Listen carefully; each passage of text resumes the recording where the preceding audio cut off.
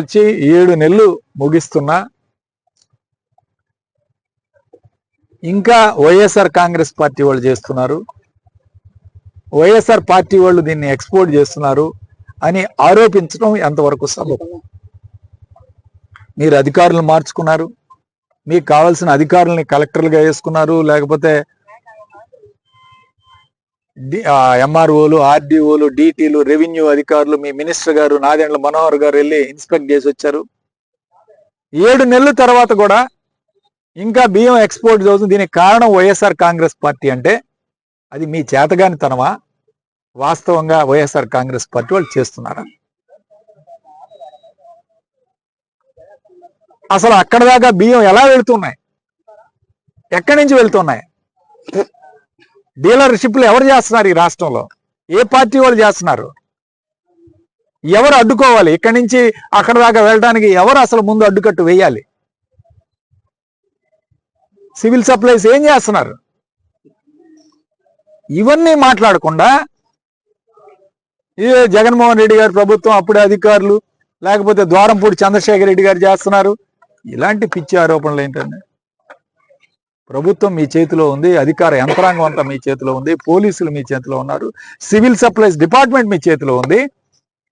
వీళ్ళందరినీ మీ చేతుల్లో పెట్టుకొని అసలు ఎక్కడి నుంచి వస్తున్నాయి బియ్యం?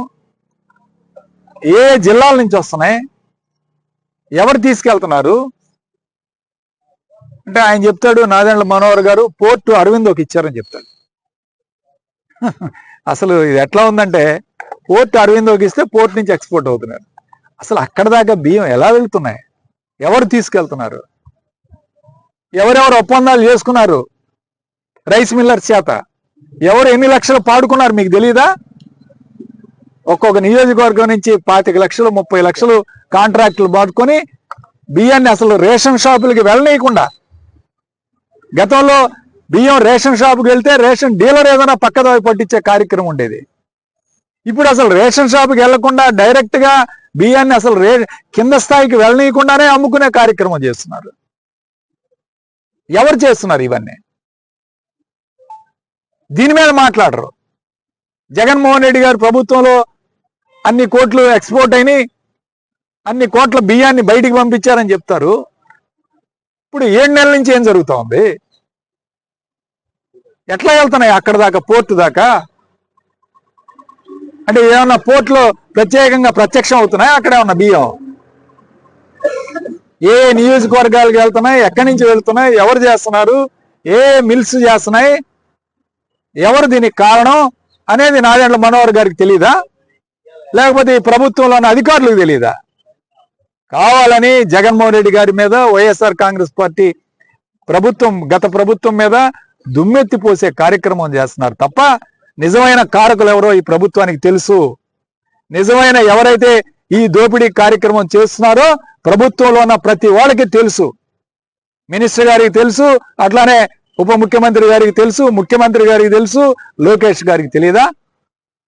ఇవన్నీ తెలిసే జరుగుతున్నాయి. కేవలం నటన, డ్రామా ఆడుతున్నారు.